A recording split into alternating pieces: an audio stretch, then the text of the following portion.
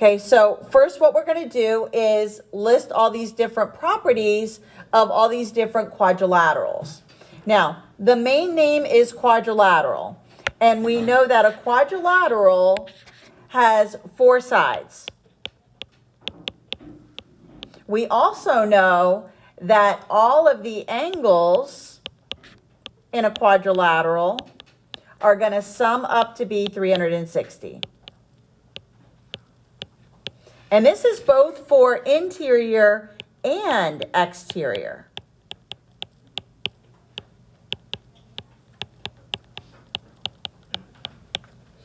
Then all the properties of the parallelogram, we learn them as theorems, but the first thing we're going to do is describe the definition, and that is going to be that opposite pairs of sides, or opposite sides, are parallel. That's the definition. Then we learned theorems that stated that opposite sides are congruent. We also learned that opposite angles are congruent. We also learned that the diagonals of a parallelogram bisect each other.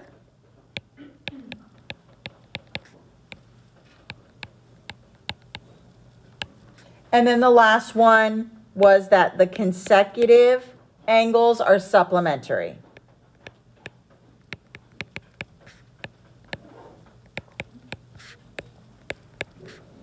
This is what we learned in section 7.2.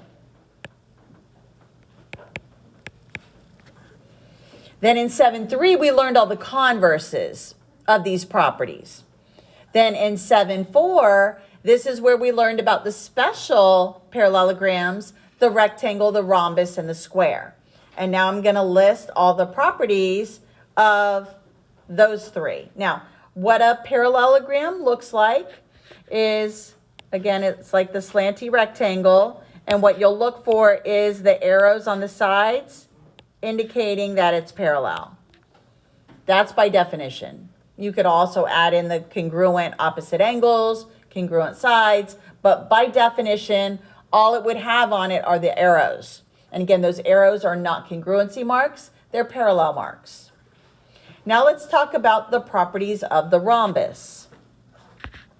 We know when it's a rhombus, it's got 4 congruent sides. We also learned that the diagonals were perpendicular.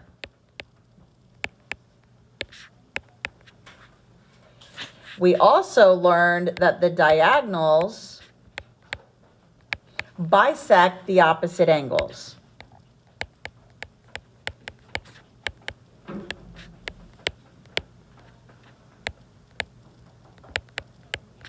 And again, a rhombus looks like this.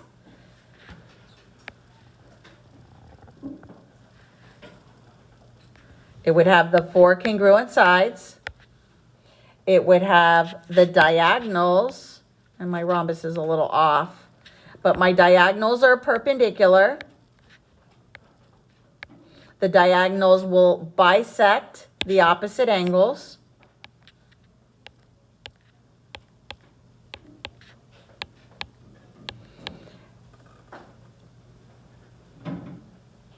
And then it also has all the properties of the parallelogram. Opposite angles congruent, opposite sides congruent, diagonals bisected, all of those properties. Okay, so everything that a parallelogram has, a rhombus also has. Now let me go over to the rectangle first, and then I'll fill in the square. So the rectangle has 4 right angles.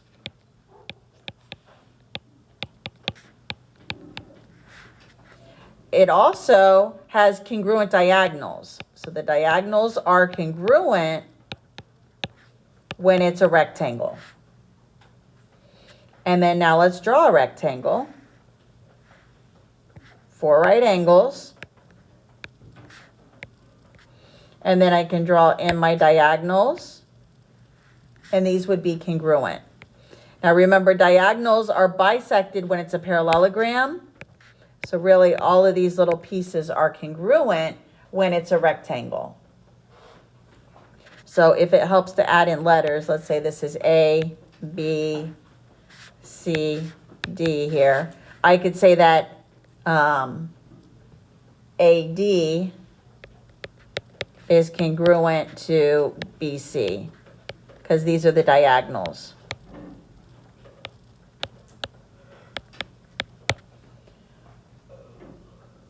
This is actually creating a bunch of isosceles triangles. And we were seeing that when we did the warm-up yesterday. So again, all of the properties of the parallelogram are also properties of the rectangle. And now all of the properties of the rhombus and all the properties of the rectangle, as well as all the parallelogram, are also properties of the square. In addition, the square has 4 congruent sides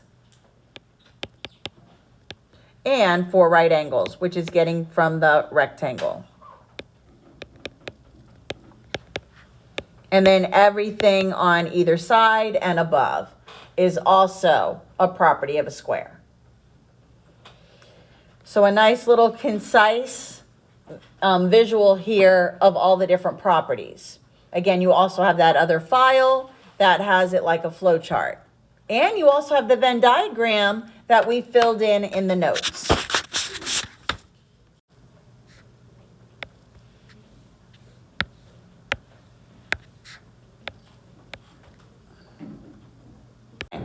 So this is just screenshots from the textbook. These are all the properties of the parallelograms that we learned in 7.2. And we just wrote them on the previous slide. So up top here is the definition. Here is the theorem that the opposite sides are congruent, opposite angles congruent when it's a parallelogram, consecutive angles are supplements, and then the diagonals are bisected. Now, if you're given that something's a parallelogram and you want to introduce, all right, so if you're given that something's a parallelogram and maybe you want to show, for example, in that figure where it's the consecutive angles, maybe you want to show that QP is congruent to RS and get that statement in your proof. The reason why you could state that is because of the parallelograms opposite sides theorem, something like that. If you're asked to prove that something's a parallelogram, then you would be using these converses, or you could use the definition, any of these 5 reasons. This is a screenshot from the textbook, but it was also listed in your notes. Now, I'm going to do 2 proofs. I'm going to do a proof where you're given that we've got a parallelogram, and I'm going to ask you to prove a piece is congruent, and then I'm going to do it in reverse, where I'm going to give you congruencies, and I'm going to ask you to prove that something's a parallelogram. So I'm going to show you the 2 different types of scenarios that you may see tomorrow. But again, different pictures each time. Okay, so for this one, this was actually number 24 from section 7.2.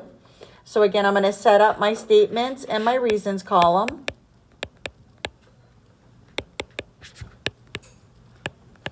And I'm going to state all my given. Remember, don't leave it off on the test. It's worth points. A, B, C, D, E, B, G, F, and H, J, K, D. These are all parallelograms. Now, in 7.2, we learned all those properties. And one of the properties, which was presented as a theorem, was the parallelogram opposite angles theorem. And I know that opposite angles, when something is a parallelogram, are congruent. So, for example, if I have this little parallelogram here, I know that I can state that angle 1 is congruent to angle 2. That's what I'm going to be putting in here. Angle 1 congruent to angle 2. I was also given that ABCD is also a parallelogram. So I could also state that angle 1 is congruent to angle 4, because these are the opposite angles here. And then I can also state this little one here.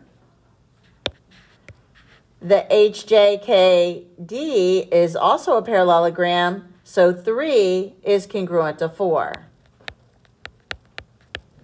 And it's all the same reason, and that reason is the parallelogram opposite angles theorem. Now, my goal was to get 2 congruent to 3.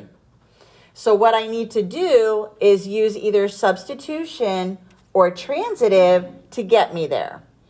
Now, if you notice, the first 2 I wrote down, you see how the ones overlap?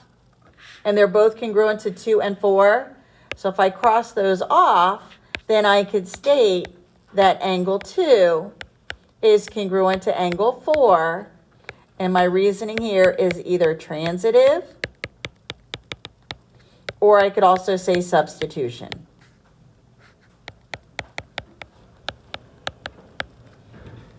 But that wasn't what I wanted to get to. I wanted 2 congruent to 3. But if you notice now right above that, I've got 2, and the 2 4s will cancel out. And now I can say that 2 is congruent to 3. And again, by substitution or by transitive.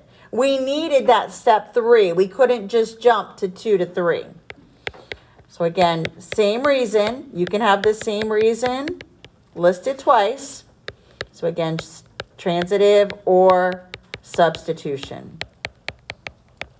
So if you start out by being given that something's a parallelogram, remember all the properties that apply. And then you can put those as statements and reasons in your proof. Now, you might be given that to prove something's a parallelogram, and that's going to be the next proof that I write. So this was from 7-3, and this was number 35. You probably had to do it for homework, but the problem with the homework is you were just dragging and dropping. So it might be a good idea to go back maybe and redo some of these homework problems and actually write them down versus dragging and dropping. So let me go ahead and set up my statements and my reasons.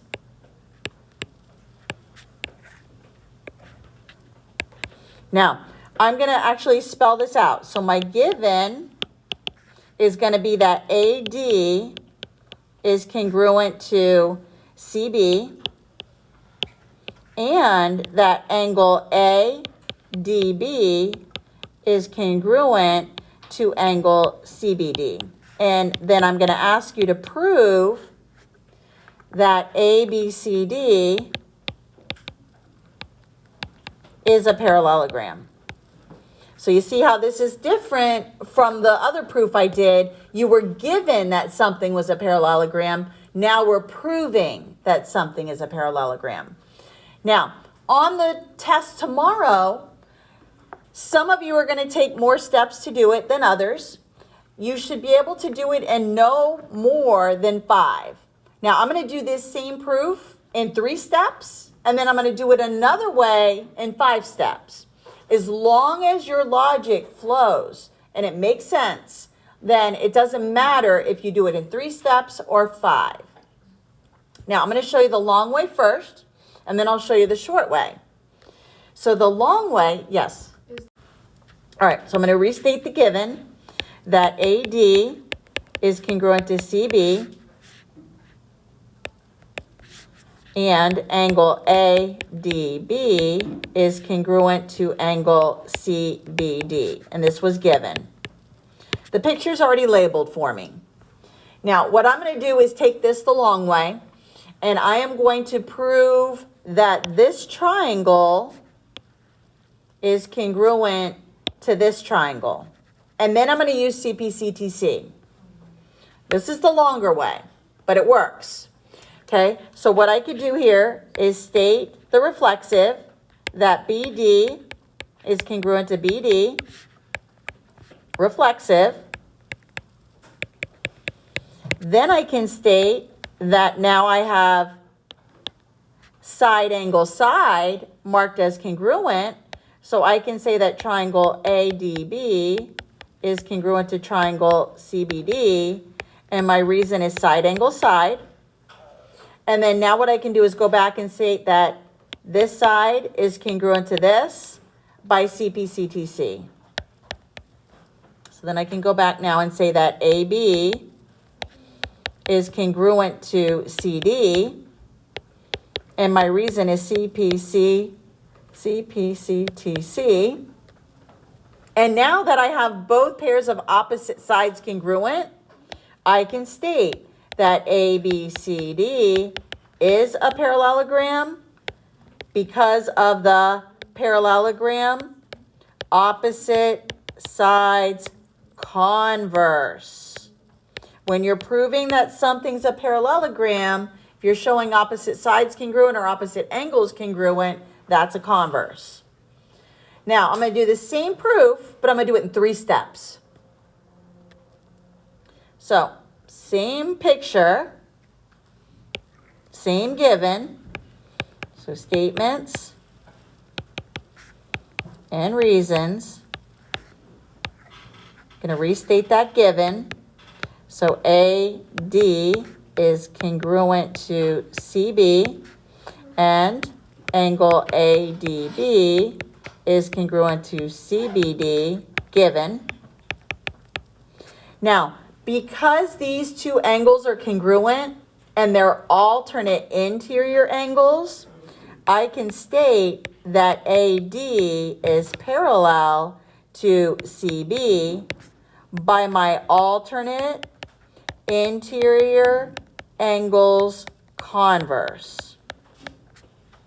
And now that I have parallel marks and congruency marks on the same pair, I can state that ABCD is a parallelogram, and the reason is that opposite sides, or parallelogram, opposite sides, parallel, and congruent theorem. 3 steps.